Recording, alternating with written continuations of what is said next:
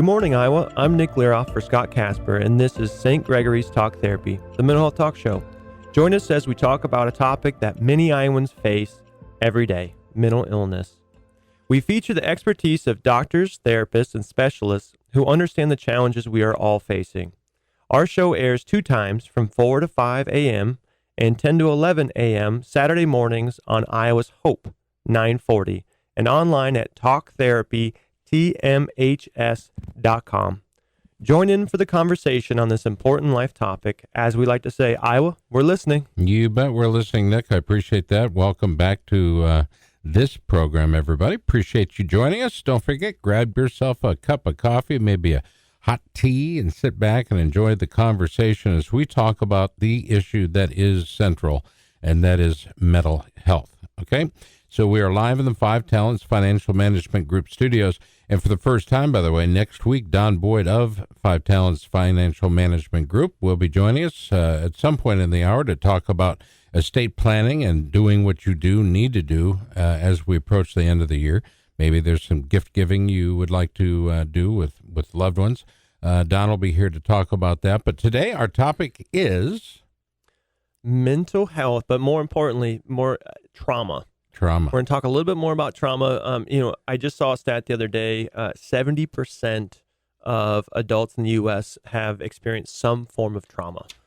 So with 7 out of 10, people, I really felt like we needed to kind of get a little more depth and detail, talk about that just a little bit more and the ways that we can help folks who maybe have struggled with trauma. I'm going through a trauma right now, and that is dealing with this election. I got to tell you, it has been a traumatic experience for many in America. Statewide, we did great. I'm just so happy that the state of Iowa got it right. But the national, man, it's just causing trauma as far as I'm concerned, causing a lot of derision. So you've already booked our guest. Tell us a little bit about our guest. So Jill Shirley, she is a mental health therapist from Full Heart Family Therapy, and she also does some work for House of Mercy. She is a LMHC and an IADC. So very, very skilled, very talented, very experienced. And also substance abuse, right? Yeah. Doesn't she counsel for substance? Did you say that? Yes, absolutely. Did I miss that? Okay. So mental health therapist at Full Heart Family Therapy. Let's get to her now. She joins us, does Jill Shirley. Jill, good morning. How are you? Good morning. I'm doing well. Thank you so much for having me. Trauma. Let's talk a bit about how you get there, and further, where we go from after the identification. I've suffered trauma. Let's say it's me. Anybody. Talk a little bit about trauma. Jump on. Well, trauma is really from the eye of the beholder, right? So it's whatever your perception of an experience is. And essentially it's a response to a deeply distressing or disturbing event in your lifetime that overwhelms your ability to cope, maybe causing feelings of helplessness, loss of control, could be betrayal, it could be a sense of loss. Anything that takes you outside of what I would describe as your window of tolerance, which is, there's a certain window within which you are able to respond with resiliency and, bounce back. Of us will have experiences that we don't bounce back from. And that might show up with feelings of anxiety or depression. And at times it's from a traumatic event or a series of traumatic events. Jill, what types of things would you say you mean? I know you do some therapy at Full Heart Family Therapy. What's some of the things that you see, I guess, within what you do as far as the trauma and things that you? Well, at Full Heart Family Therapy, an area of specialty that we have is in working with people who are recovering from sex addiction, but also from partners of people in recovery from sex addiction. They suffer something that's called betrayal trauma. So we have an understanding of the responses to betrayal. And think about what I'm talking about in terms of betrayal, that, essentially your primary attachment in your adult life is with your partner. And when you experience a betrayal of that attachment, you can experience feelings that really mirror those types of things that we identify as symptoms of post-traumatic stress. And so approaching recovery from a betrayal trauma as a trauma recovery really makes a big difference for individuals experiencing that. In the past, it's been looked at as if you're a co-addict or something like that. But understanding the behaviors that you engage in after a betrayal as really just your efforts to find safety makes a difference for people in an effort to approach recovery. All right. So you said co-addict?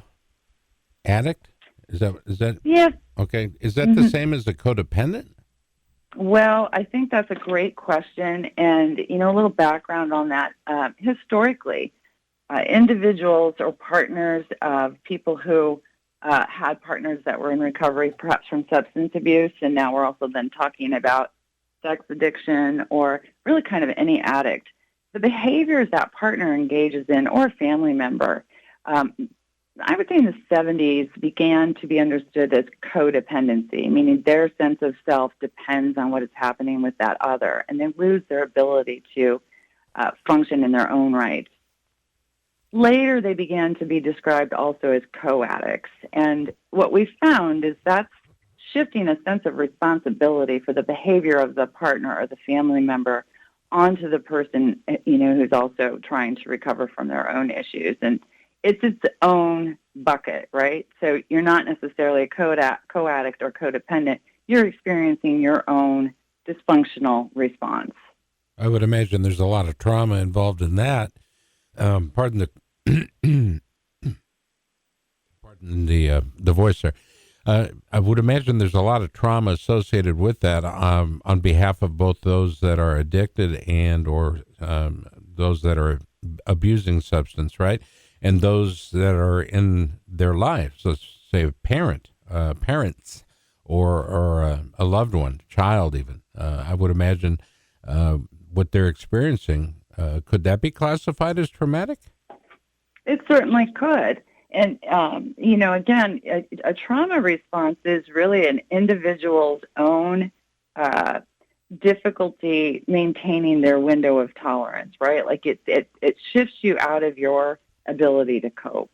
And so certainly you could look at the experience of a child who has a parent who's an addict or, maybe engaged in other types of destructive or abusive behavior. I mean, certainly child abuse, and as you know, is so prevalent in our society.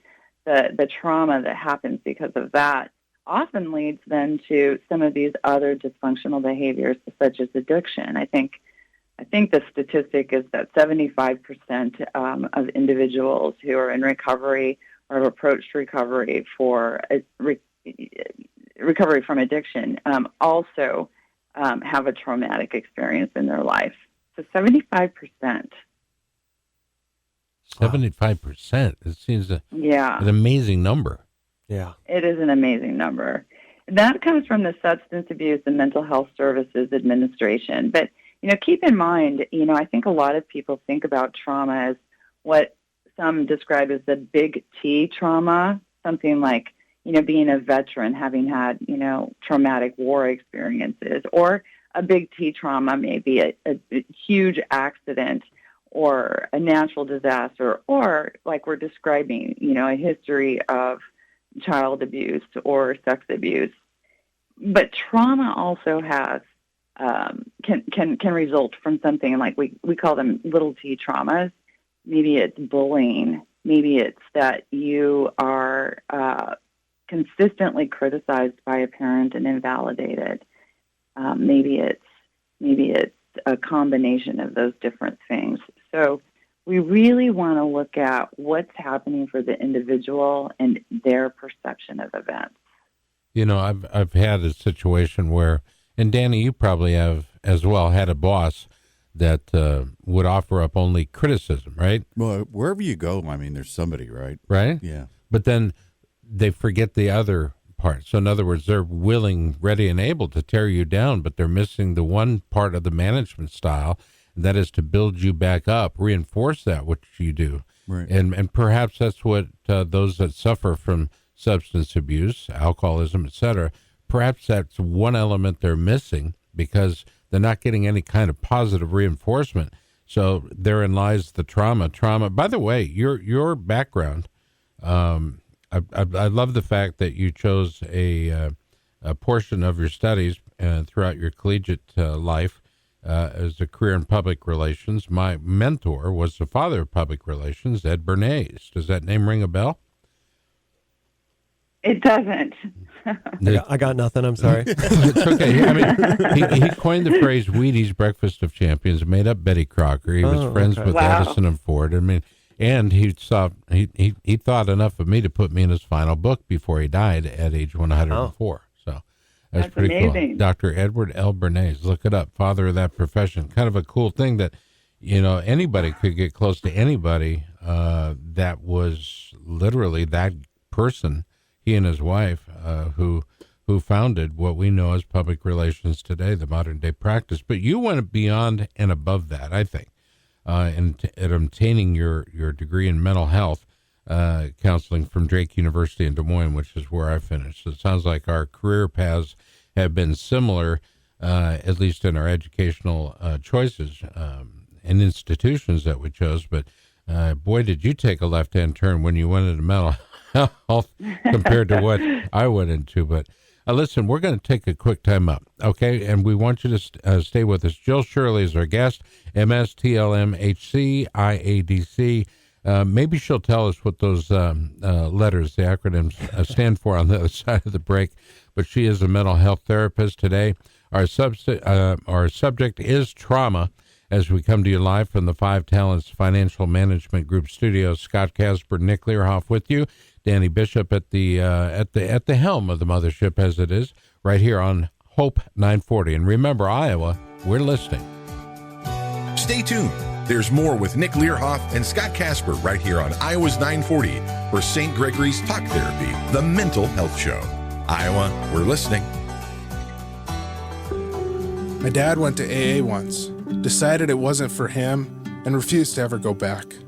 He was stubborn and confident that he was just okay. But he wasn't okay, and our family was suffering. So we had an intervention for him, and he agreed to go to St. Gregory Recovery Center. There, he learned how to deal with his addiction the way he needed. Insurance covered our costs, and he has been sober now for over 4 years. Learn more at relevantradio.com/recovery. Welcome back, Iowa. This is Nick Learhoff. I'm with Scott Casper and Therapy, the mental health talk show. And we are with Jill Shirley today, and she's talking a little bit about trauma. Now, before our break, we talked a little bit about what all trauma is and how people experience that. And I thought it was interesting as we were talking a little bit about the translation, I guess, or the idea of trauma in relation to substance abuse and vice versa. And I know that, as people struggle with trauma and things, they kind of turn to substances to cope, and then through turning to those substances, sometimes that can create trauma. And it's almost like a self-fulfilling circle, Right. if you will. Yeah. So I'm glad that we're able to talk about this today. Jill, tell us a bit about what the letters after your name are, so we can better understand the largesse that is your educational pursuit. I mean, let's face it, you covered a lot of ground. Yeah, well, moving into mental health therapy was a second career for me. I began my career as an attorney, which I did very, very briefly. And through my own struggles Was that a joke? Was that No. Oh, well, yeah. Was it a joke that it was brief? Yes. Yeah, no, it was very brief. It was very brief. Loved law school, didn't love practicing law. So Okay. it took me a while, though, to make the decision to go into become a psychotherapist. And I made that choice maybe 5 or 6 years ago, and I completed my master's in mental health counseling at Drake University. And with grad school, I also began substance abuse counselor. And so the IADC is I'm an international addictive drug counseling professional. And then also as an LMHC, that's a licensed mental health counselor. The little T in front of it is right when for 2 years after you graduate, you're considered a temporary licensed mental health counselor. Oh. And so I'll be done with that piece of it at the end of this year. Well, we congratulate you early because we're only about a month and a half or a little over that away I know. from dropping the T, little T. Yeah. I don't Yeah. even, what does that mean, T? Yeah. Anyway, it is what it is. All right.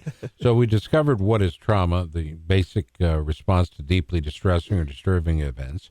And most of us, when we think about trauma, think of war veterans or I want to call them military veterans because that's what they are, but they don't necessarily have to go through a war to experience trauma, and in this case, post-traumatic type trauma. Am I correct on that? I mean, it can happen pretty much to anybody. Absolutely. And I'm glad you also referenced PTSD. So trauma is its own experience. How you respond to it may have you fall into a category of a person who would receive a diagnosis of post-traumatic stress disorder. The symptoms that are looked at to determine if you meet the criteria for PTSD, you may have some of those and not have the diagnosis of PTSD. And you may have different types of difficulties in your life that come up because of different traumatic experiences that can be addressed in therapy, even if you don't have PTSD. So, Nick, I gotta ask you. I mean, you see, and I will call them patients, okay, at St. Gregory's, okay, easy enough. You see a lot of them.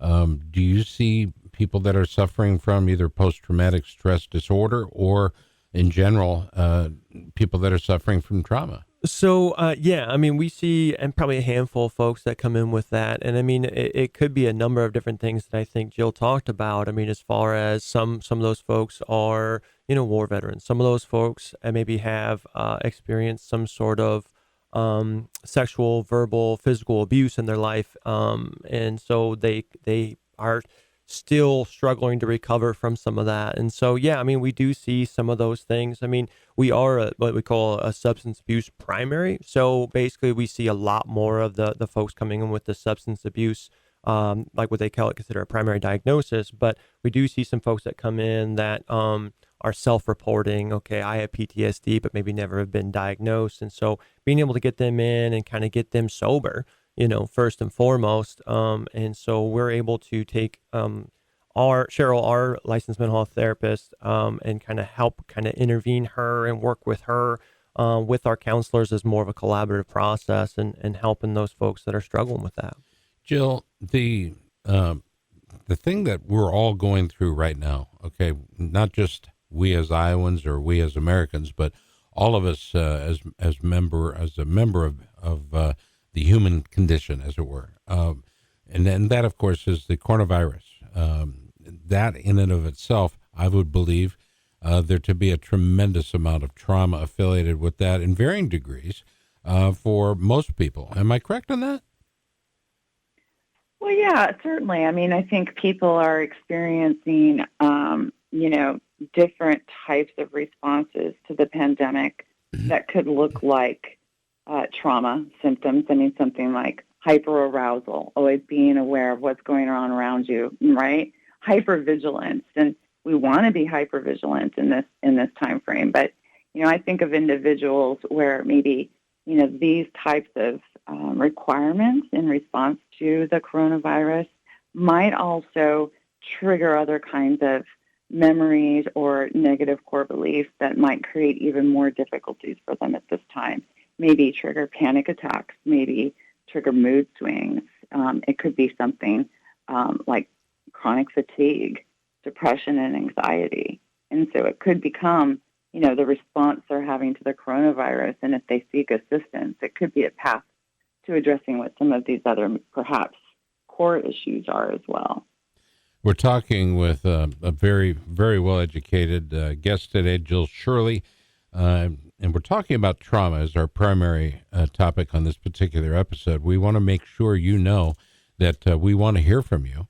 And you can look for us online at talktherapy.tmhs.com. Email us an idea for a show. Perhaps you know of a guest that would be great, that others should be hearing from, or perhaps you would like to be a guest on the show. Let us know. Check us out online again, talktherapy.tmhs.com. And look, if you scroll all the way to the bottom, there's contact information you can get directly to me. Nick and I will talk about it, and if it makes sense for what we do and what we would like to see take place because of the show, we'll absolutely be back in touch with you. We encourage that two-way conversation. And Jill has taken the ball, as it were. It's in her court now, and we're talking trauma. I thought it was a great, especially at this time of year, I think it's a very important thing for us to talk about, because you can be happy on the outside and still be suffering, and we have to be able to recognize that when each of us is suffering, we have to be able to recognize that all is not rosy in everybody's world. Mm-hmm. You agree with that, Nick? Yeah, absolutely. I mean, when we see people by the water cooler, if you will, at work, or when we, I think of my kids coming to and from school, all the different things that happen. I mean, people can have that game face, if you will, but maybe are struggling on the inside, and so it's just looking for those kind of underlying factors, irritability and different things. And I guess when Jill, when you see folks coming in to Full Heart Family Therapy, what are some of the tall tale signs and some of the things that you see as far as those signs and symptoms, I guess? Well, specifically in reference to betrayal trauma, what we see are people who are having lots of difficulty with feelings of helplessness and hopelessness. Sometimes it's a sense of shame and difficulty in discerning, what's my responsibility and what's not my responsibility. A lot of confusion, a lot of mood swings, a lot of hypervigilance, really engaging in activities that become almost obsessive, such as, what do I need to do to keep myself safe? And maybe that's monitoring my partner's behavior. Maybe it's, it can be all kinds of different things. But essentially, a person is in the fight, flight, or freeze response on a very long, like for great duration, right? For a longer period of time. So if you stay in the fight, flight, or freeze response, which is a trauma response, I mean, your body responds to those triggers that say, I'm not safe. And it goes to, I either need to fight, I either need to flee, or I either need to freeze. And living in that space, you have biochemical responses to that. And it creates a lot of stress, not only mentally and emotionally, but also physically. There is something in our notes on the script today that says, how does therapy address trauma or PTSD? And if before we go to our next break, I would appreciate you being able to talk a little bit about addressing through therapy trauma or PTSD. I mean, several evidence-based therapeutic interventions for PTSD. What do they include? So cognitive behavior therapy is always a staple. Cognitive processing therapy, there's prolonged exposure therapy, and an area in which I'm receiving training is EMDR. That's eye movement desensitization reprocessing. And wasn't that developed by Francine Shapiro? Yes, sir. I've actually read about this. I was surprised to see this information on the script today, but I'm grateful because back in the 80s, they were merely just touching or scratching the surface, if you will. But eye movement desensitization reprocessing. It's a mouthful. It really is, and I talk for a living. But there have been numerous studies demonstrating the efficacy, right? Yes, sir. Absolutely. Well, absolutely. It's made a great difference for people who engage in EMDR. I think it's, just with some of the things that you have on that you talked about, obviously the CBT, the cognitive behavioral therapy, CBT, the prolonged exposure therapy, as well as the EMDR. I think it's important, as even through this show, or just for folks who are listening in the state of Iowa, it's not a one size fits all for folks, right? You want to be able to surround yourself with different types of services and really just get to the core of what's going to be able to help you move forward. And so I just, it's one of those things where I've heard different people say, well, CBT doesn't work for me, or this doesn't work for me. It's like, well, it's not a one size fits all. Well, I've gone on record on this very program as stating that the 12-step program, even though it's been around for many years, since Bill W. and friends put it all together, and it helped, and then it has helped many people. It wasn't the full answer that I needed. Okay, right. The spiritual aspect was what was missing from that missing component, and when I think that kind of married everything all together, I really do. And that's one of the things that gets me through every single day. The fact that now it's not just me, okay? When you feel so alone in your addiction or in your substance abuse, then it becomes a self-fulfilling prophecy. You become a mess. People don't want to be around you. You lose loved ones, divorce, children walk away not to return. Many of them never return. But it's so devastating to relationships and to one's own self. Tell you what, we're going to take a quick time out. Our conversation, I think, is fascinating today. I hope you enjoy our conversation as well. Jill Shirley, our guest, mental health therapist, and I want to thank our folks at 5 Talents Financial Management Group for sponsoring our studio. They are very good people to know. 5 Talents Financial Management Group. You're listening to St. Gregory's Talk Therapy, the mental health show, only on Hope 940. St. Gregory's Talk Therapy, the mental health show, will continue after this commercial timeout.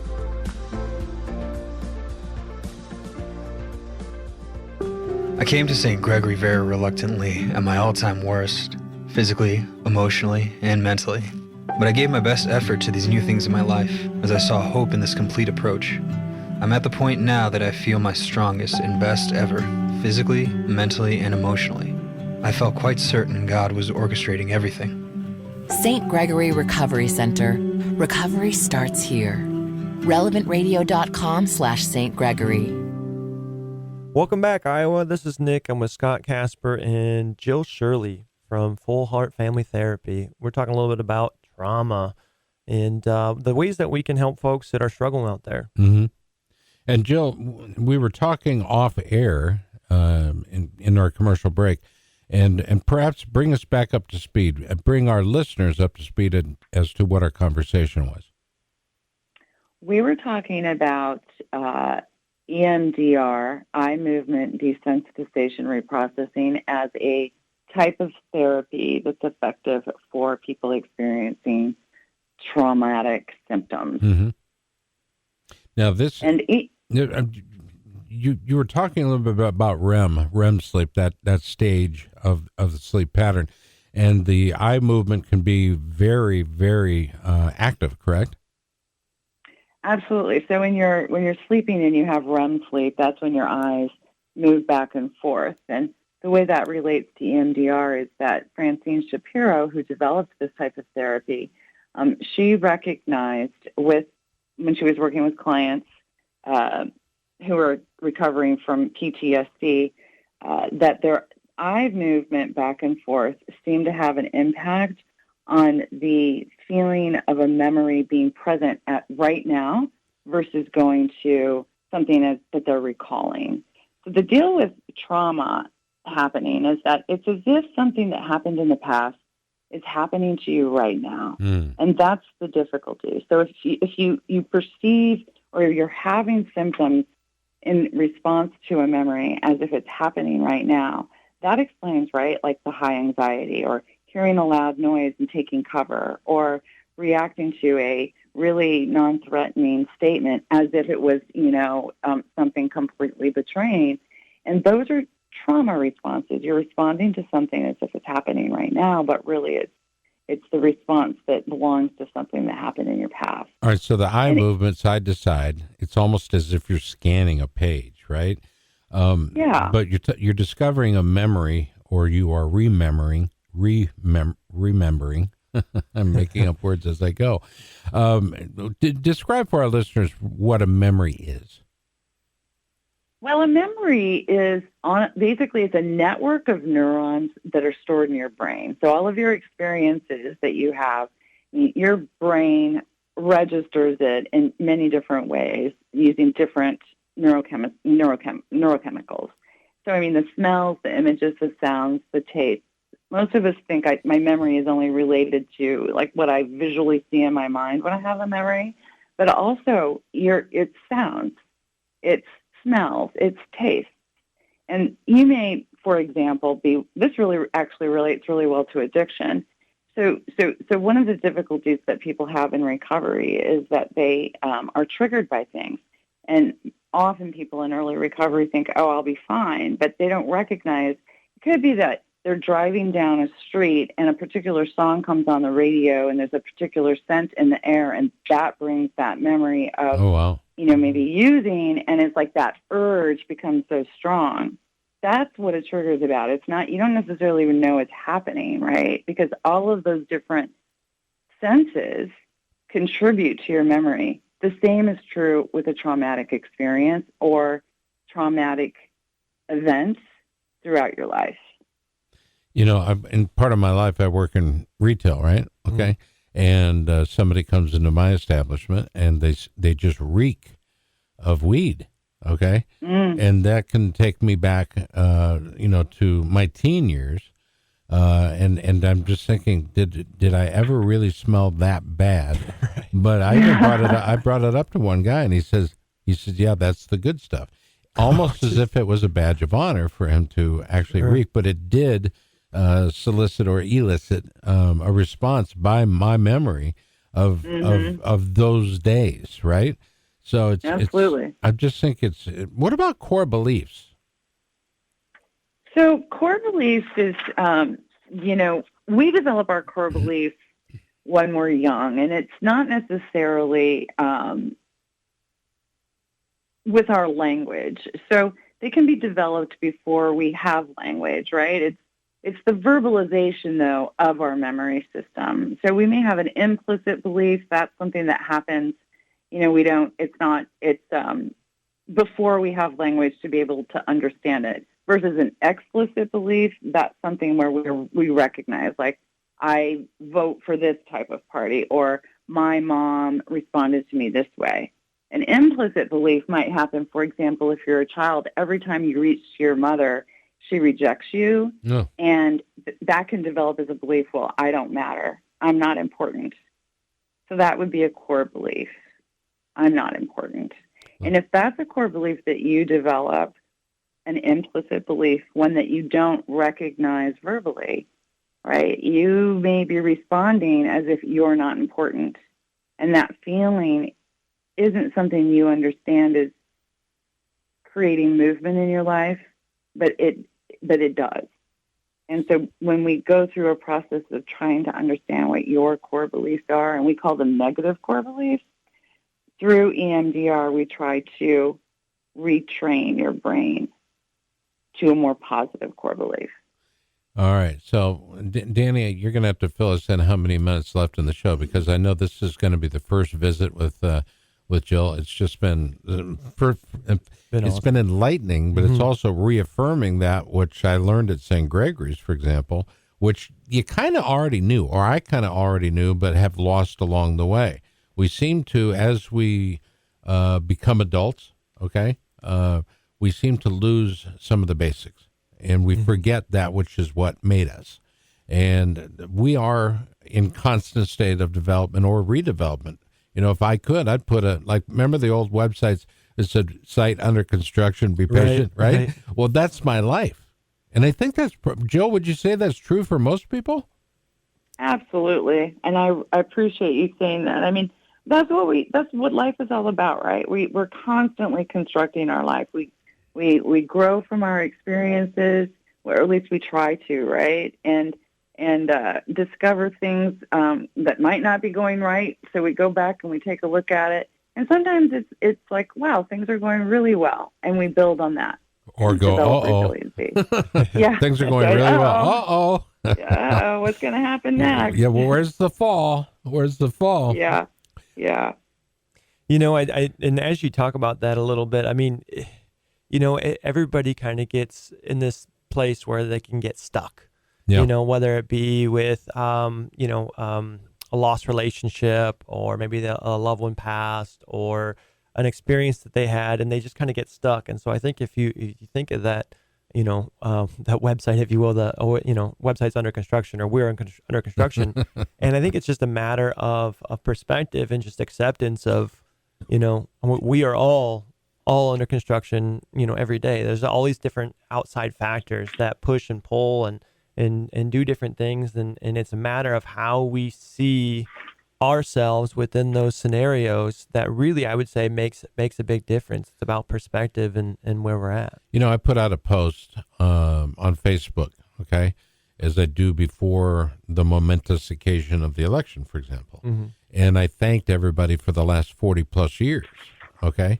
No matter how you voted, no matter, our life is in progress, right? Mm-hmm. And just because you voted one way doesn't mean I'm going to unfriend you. That means we're having a conversation. We are under development. We're talking with Jill Shirley, and so much ground to cover. And Jill, we hope, and I'm going to ask you to work with Nick about advancing through to the next show, because I do believe that there's so much ground for us to be able to cover with you that we're only scratching the surface, surely in 1 hour. And I would appreciate that opportunity to continue the discussion. Will the folks at Mercy have a problem with that? For me to continue the discussion? Yeah. Probably not. Okay, good. No, good. All right, so we discovered what RAM is, the working process that takes place in our brain. Okay, it's a working memory, if you will. It's kind of like that of a computer. And eventually, it'll be stored in the long-term memory. Do we ever run out of long-term memory space? Not to my knowledge. So we don't have to worry about paying extra to be on the cloud? No, okay. We don't have to pay extra to be on the cloud. I do once a month, 99 cents. Yeah. That's pretty good. Yeah. Yeah, I like that too. All right. Core beliefs, we're talking about that. Of course, we're also talking about the experiences that each and every one of you may be experiencing. And I'm talking, it's a shared existence, folks, and that's the whole basis of this very show. And if we can understand each other better, and my thought in developing this program with Nick and with you was to be able to talk about life experiences. It's, believe it or not, trauma can come in a variety of different flavors. Mental illness can come in a variety of different flavors, but it doesn't have to be the death knell. Recognizing it, that's important, but then being able to manage, being able to work through, being able to access the tools that you need to get back on track in your life. And that's what we focus on. That's what we feature. And by the way, I don't know if you noticed it, but the last two guests we had on the show, Eddie Andrews and Brad Zahn, both won their positions for the House and the Senate, and both had pledged their support for mental health in the state of Iowa. That which is something we are in desperate need of. Absolutely. Having monies allocated through the CARES Act or whatever program is being allocated from the federal level to the state level is one thing, but being able to direct those funds in a meaningful way, that's where these guys come in. And we need more than just Governor Kim Reynolds or Joni Ernst or whoever's been a guest on this program. We need everybody on the same page, and we need to beat that drum loudly. And speaking of beating a drum loudly, Danny is beating the heck out of the drum, telling me we're running. That's right. Running late to break. All right, Jill Shirley's our guest. We hope you stand by. Talk Therapy, TMHS.com online. You're listening to Nick Learhoff, Scott Casper, Danny Bishop along the way as well. We'll be back after the short timeout on Hope 940. Stay tuned. Stay tuned. There's more with Nick Learhoff and Scott Casper right here on Iowa's 940 for St. Gregory's Talk Therapy, the mental health show. Iowa, we're listening. I can't say enough about the staff at St. Gregory's. who seem especially gifted to work in this field. They were so helpful and encouraging and will always have my gratitude. I made some very good new friends, a couple of whom I probably would not have made it through those beginning days without. Everyone and the programs at St. Gregory seemed designed and placed in my life by God's perfect plan. RelevantRadio.com/St. Gregory. RelevantRadio.com/St. Gregory. Hello again, everybody. It is TalkMHS.com. Talk Therapy, TMHS.com. It is the St. Gregory's Talk Therapy Show. Scott Casper, Nick Learhoff, and our very special guest, Jill Shirley. She's a mental health therapist, substance abuse counselor with the House of Mercy. And Jill, you're also with the Full Heart Family Therapy. Tell everybody the website and phone number that people can reach out to you at. Absolutely. So Full Heart Family Therapy's website is, of course, www.fullheartfamilytherapy.com. And the phone number is 515-705-0174. Do that number, the phone number again, one more time. Sure, 515-705-0174. That's our direct office number. Okay. And folks, if you are struggling, we get that, okay? But if you think you have a medical emergency, okay, please pick up the phone and dial 911, okay? That should be your first line of defense. Please don't take your life in your own hands, no matter how traumatic your life is or the things you're going through right now. There is a brighter side, if you will. And there are those out there like Jill that are ready, willing, and able to help, but we've got to get through that first step. Pick up the phone, dial 911. There's nothing that we can't fix, okay? We're talking with Jill about a variety of different things. People are just now really, well, within the last 10 years, but through, my access through the reading materials, sex addiction is not a joke. That is a real addiction, one that can affect one's not just moral fiber, but the character of an individual. Can you talk a little more about sex addiction and its therapy?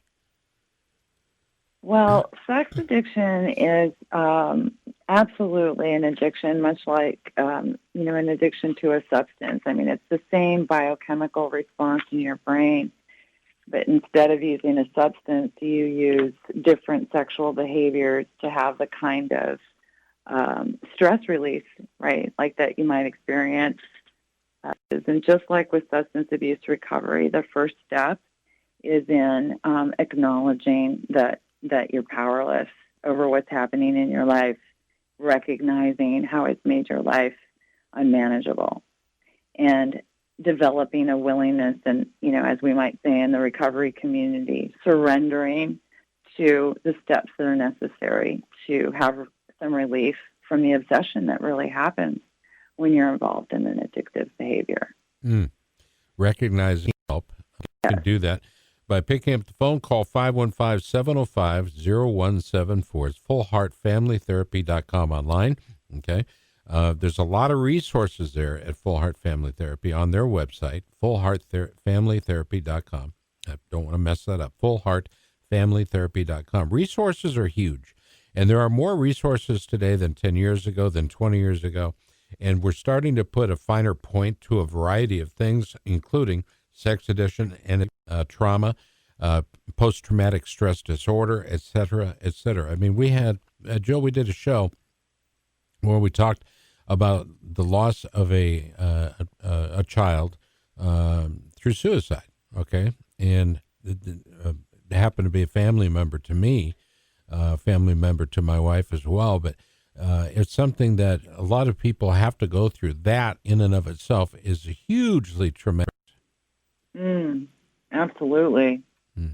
So it's amazing that there's so many things in one's life, and that lifespan it's increasing every day, I think. But we have to be prepared to understand, as we said, our lives are under construction, and it's okay to feel uneasy. It's okay to understand that there's something wrong. And Jill, how many times do you meet with a patient? Do you meet with a family or a loved one that is wondering what the heck is going on? Yeah, Yeah, there's a lot of confusion and self-judgment. And I think what you're saying, I want to emphasize because it's so important. As human beings, we all experience difficulties, but we don't believe that other people do. And so normalize the response that a person might be having, right, the difficulty they might be experiencing, and talking about how things can change and giving hope and creating attachment for people with others who might have struggled with something similar, I think is part of the biggest things that are important in recovery, or just, getting to a different space in your life. As you said, we're under construction.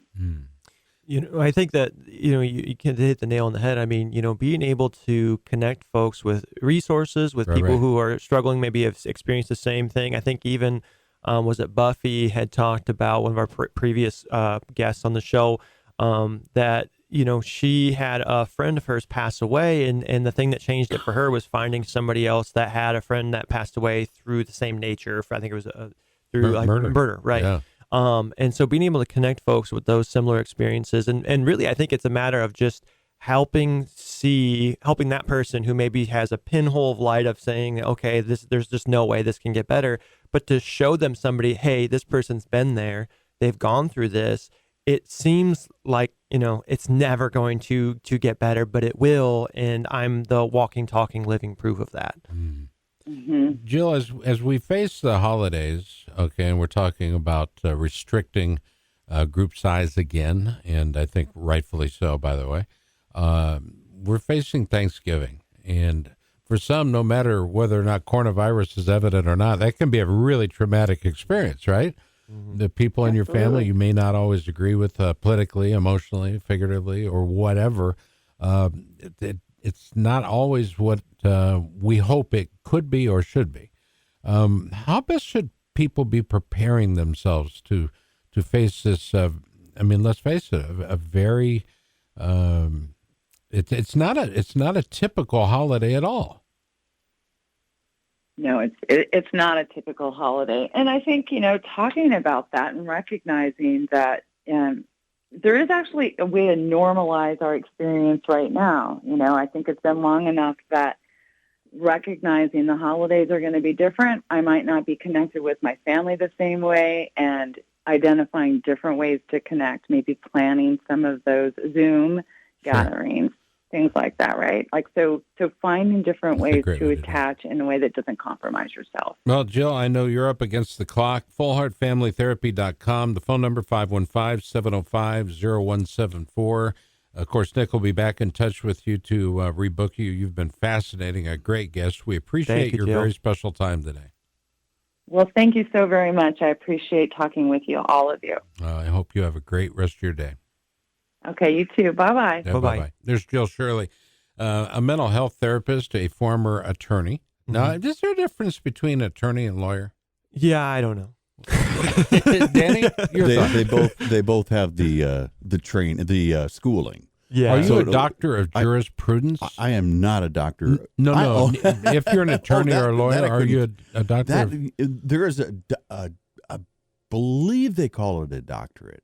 Yeah. You can have that, but you may not be a practicing lawyer or attorney until you have passed the bar. So this has actually been a debate subject, and there's almost no distinction between lawyer and attorney. I'm going to have to ask my attorney this. You should. Of course, it cost me $350. He'll probably say the difference is so minute that they're interchangeable. Now, if I say his name, he won't charge me Tom Berg. But, oh, yes, he would. No. Tom, by the way, Tom Berg is our attorney of record. So I will ask you, Tommy, is there a difference between attorney and lawyer? Send it to me in a text. That's much more affordable than you calling me on the phone and dragging out the conversation. All right, Hope 940 is our home. We hope you are enjoying our program as it evolves. And we look at the variety of ways. And by the way, that's the whole intention of the show, is helping people, being a part of that conversation, even in some instances, making that conversation, having a sense of normalcy to the fact that we talk about it. Yeah, I think, like what Jill talked about with, trying to help folks understand that what they're going through, that other people have gone through it. It is a normal part of life. There's always struggles, right? It's kind of like when we talk to folks who leave our program. It's like it's at St. Gregory. Yeah, at St. Gregory's, St. Gregory Recovery Center. It's not that. It's not if you're going to get triggered again. It's not if you're going to struggle again. It's not if you start feeling depressed and have anxious or anxiety again. It's kind of when and what is that plan? What does that look like? That's and it. So, being able to have this show to be able to talk about all these different subjects and understand that whatever, if you're out there at home, having your cup of coffee, if you're driving down the road and you're hearing us talk about some of these things, and maybe it's something that you've experienced, and that's the whole point of this show is Right. that understanding that you're not alone, Right. that, whatever you're going through, that there's help for you out there. That's why we have so many different guests on the show from so many different organizations and so many different counseling and therapy clinics, because we want to expose and or create awareness and understanding of all the different resources out there, not just St. Gregory Recovery Centers for residential substance abuse treatment, but there's outpatient, there's different levels of care, there's different therapists with different types of modalities or different types of therapy that may end up helping you or a loved one that is struggling. And that is the most important thing about what any of us are doing here in the studio. I love that. And Danny Bishop has long been a fan of what we're talking about. We've Absolutely. had some very deep discussions over the years, and we hope you've enjoyed the discussion today. St. Gregory's Recovery Centers, our national helpline, 888-724-3342. We appreciate their sponsorship, but they do it because they realize that there's more going on in the world of mental illness and mental health outside the doors of St. Gregory's, and they want to make sure you know that those doors swing both ways, okay? Some of those that can offer up more help, especially as we get into the holidays, NAMI, NAMIIowa.org, NAMI, Iowa.org, or you can call them at 800-273-8255. So for Nick Learhoff, excuse me, for Nick Learhoff, Danny Bishop, I'm Scott Casper, thanking you for listening to Hope 940 and St. Gregory's Talk Therapy, the Mental Health Show.